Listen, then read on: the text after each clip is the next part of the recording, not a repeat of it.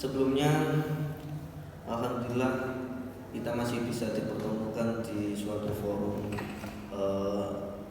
sosmed yang dilewatkan oleh video untuk mempresentasikan hasil kelompok.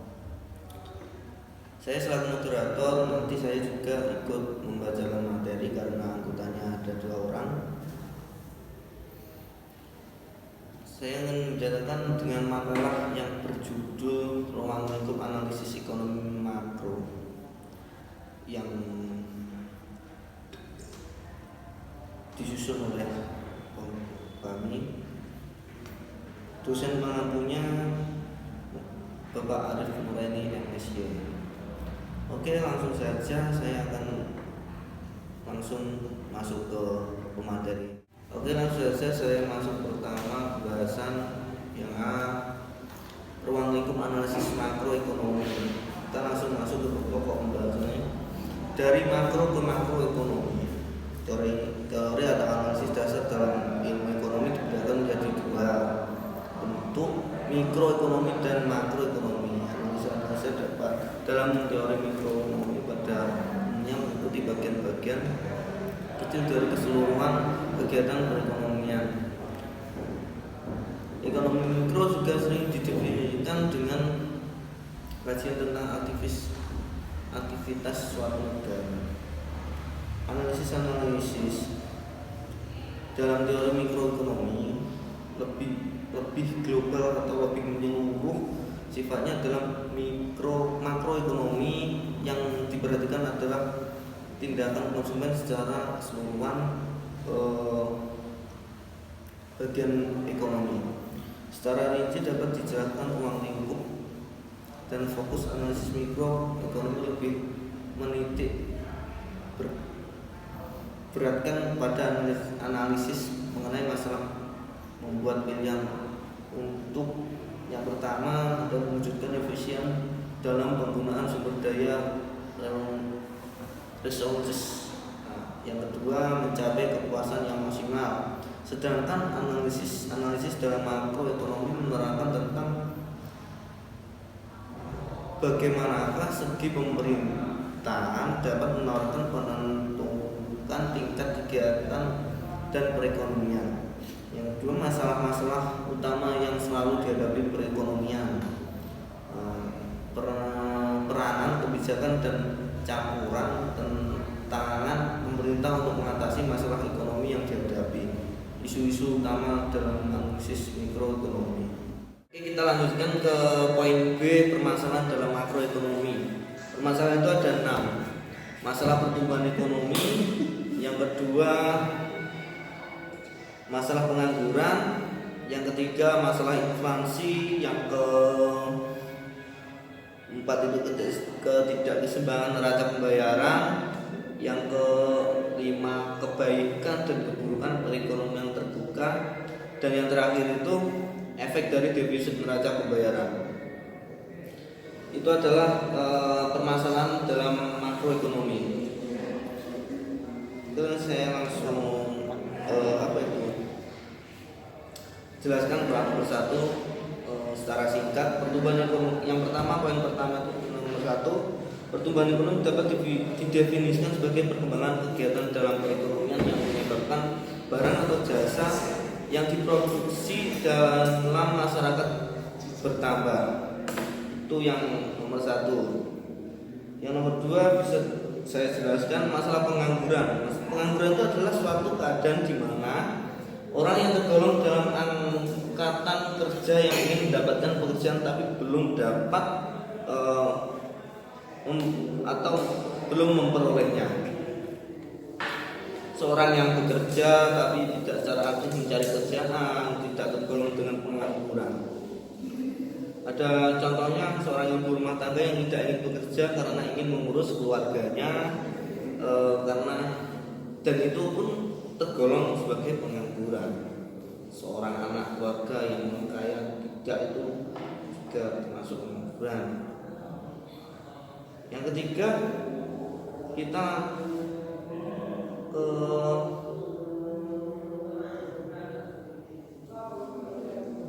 masalah inflasi. Inflasi merupakan proses peningkatan harga-harga umum secara terus-menerus atau kontinu. Jadi apabila terjadi peningkatan harga produk tapi tidak berlangsung terus-menerus, tidak dapat dikatakan inflasi. Lawan dari inflasi adalah deflasi, yaitu proses penurunan harga umum secara terus-menerus atau kontinu. Itu adalah masalah inflasi. Yang keempat itu ketidakkeseimbangan neraca dan neraca pembayaran. Neraca pembayaran mencakup pembelian dan penjualan barang dan jasa, hibah dari individu dan penerimaan pemerintah asing, dan transaksi finansial. Umumnya neraca pembayaran terbagi atas neraca transaksi berjalan secara yang terdiri dari neraca perdagangan, neraca jasa dan transfer payment, dan neraca lalu lintas modal dan finansial dan kemudian finansial tertentu. Kita langsung ke poin 5. Nomor 5 itu kebaikan dan keburukan perekonomian terbuka. Apa itu? Perekonomian terbuka itu adalah suatu perekonomian yang berinteraksi secara bebas dengan perekonomian lain di seluruh dunia. Dalam perekonomian terbuka yang menganut sistem devisa bebas, tingkat harga yang diterapkan oleh suatu negara akan bisa memberikan pengaruh pada masuk untuk keluarnya devisa yang dimiliki oleh negara tersebut. Dan itu pun ada keuntungan dan kerugian tersendiri yang bisa disebabkan terjadinya kerjasama di bidang perekonomian melalui perdagangan internasional ke beberapa negara lain, dan kerugiannya itu impor yang berlebihan dapat mengurangi kegiatan ekonomi dalam negeri. Itu sebagai kekurangan dan kelebihannya. Langsung kita masuk ke poin 6, efek dari defisit negara pembayaran. Efeknya itu kita perlu mengetahui dulu, neraca pembayaran merupakan suatu ikhtiar yang meringkas transaksi antara penduduk suatu negara dengan penduduk negara lain selama jangka waktu tertentu. Pembayarannya itu yang dilakukan tersebut meliputi penerimaan dan ekspor dan pembayaran impor barang jasa, aliran masuk penanaman modal, masih pembayaran penanaman modal ke luar negeri, dan aliran ke luar negeri, dan aliran masuk modal jangka pendek dan sebagainya. Defisit dalam neraca pembayaran menimbulkan beberapa akibat buruk terhadap kegiatan kestabilan ekonomi negara. Akibat impor yang berlebihan akan meningkatkan penurunan dalam negeri dengan barang impor. Itu efeknya yang buruk atas prestasi kegiatan ekonomi dalam jangka pendek dan jangka panjang. Olehnya setiap negara itu harus berusaha menghindari berlakunya defisit dalam neraca pembayaran. Oke, nanti bisa dilanjutkan oleh sahabat kita Agus Susanto. Terima kasih. Baik, di sini saya akan meneruskan keterangan sub C tentang alat pengamat prestasi kegiatan ekonomi. Yang pertama, prestasi suatu kegiatan ekonomi dapat dilihat dari yang pertama pendapatan nasional. Dari pendapatan nasional dapat digambarkan seberapa besar keberhasilan suatu kegiatan ekonomi. Ketika pembahasannya adalah suatu negara, maka pendapatan nasional itu menggambarkan bagaimana kesejahteraan masyarakatnya. Selanjutnya yang kedua adalah tenaga kerja dan pengangguran. Jadi jumlah tenaga kerja dan pengangguran yang ada itu juga menggambarkan prestasi suatu kegiatan ekonomi, karena ketika semakin tinggi pengangguran berarti akan kenyataannya kebutuhan tenaga kerja itu semakin rendah, makanya terjadi penumpukan pengangguran. Yang selanjutnya, indeks harga dan tingkat inflasi yang tinggi. Kenaikan harga yang berlaku dari satu waktu ke waktu yang lain tidak berlaku secara seragam alias sama. Kenaikan biasanya berlaku ke atas kebanyakan barang, tetapi tingkat kenaikannya berbeda.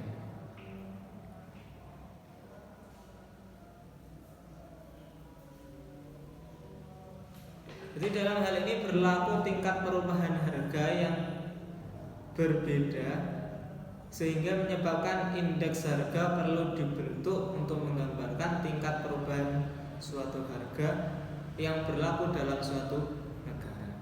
Yang keempat adalah kedudukan neraca perdagangan dan neraca pembayaran. Neraca perdagangan adalah sebuah istilah yang digunakan untuk menggambarkan perbedaan selisih antara ekspor dan impor. Neraca perdagangan ini bisa disebut dengan ekspor neto. Yang selanjutnya, kestabilan kurs valuta asing. Jadi, yang dinamakan sebagai kurs adalah perbandingan nilai suatu mata uang asing dengan nilai mata uang domestik, yang dalam hal ini di Indonesia adalah mata uang rupiah. Jadi ketika kurs mata uang asing semakin tinggi, maka nilai rupiah akan semakin menurun. Jadi kurs itu juga mempengaruhi akan tingkat keberhasilan suatu kegiatan ekonomi. Yang sub D, kebijakan makroekonomi. Yang pertama, tujuan adanya kebijakan makroekonomi satu, menstabilkan kegiatan ekonomi. Yang kedua, mencapai tingkat penggunaan tenaga kerja. Yang ketiga, menghindari masalah inflasi. Yang keempat, menciptakan pertumbuhan ekonomi yang teguh. Yang kelima, mewujudkan kekokohan neraca pembayaran dan kurs valuta asing.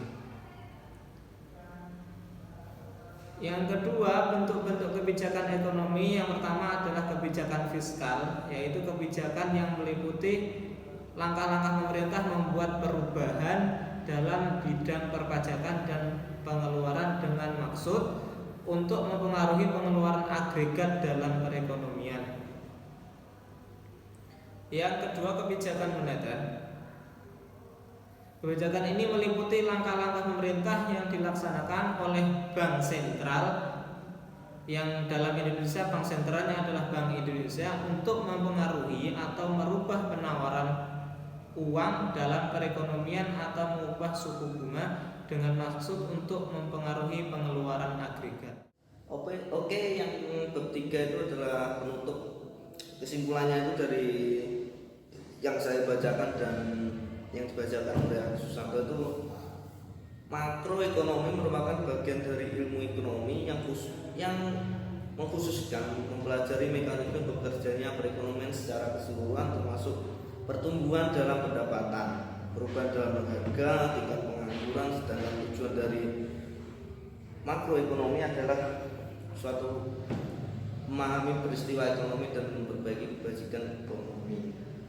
Dalam perekonomian mengenal teori makroekonomi, teori ini dalam memperhatikan aspek-aspek yang menyeluruh dari kegiatan ekonomi. Apabila yang dibicarakan mengenai produsen, maka yang diperhatikan adalah kegiatan produsen dalam keseluruhan ekonomi. Adapun saran, terima kasih untuk antusiasme pada pembaca, dan makalah ini tentunya masih banyak kekurangan dan kelemahannya. Karena terbatasnya pengetahuan dan kurangnya saya dan tim, berharap para pembaca sudi memberikan saran atau kritik kepada konstruktif kepada penulis dalam sempurnanya makalah ini dan penulisan makalah disepakatan berikutnya. Oke, terima kasih. Kami dari kelompok 1 telah membawakan makalah yang berjudul Ruang Lingkup Analisis Ekonomi Makro. Terima kasih. Assalamualaikum warahmatullahi wabarakatuh.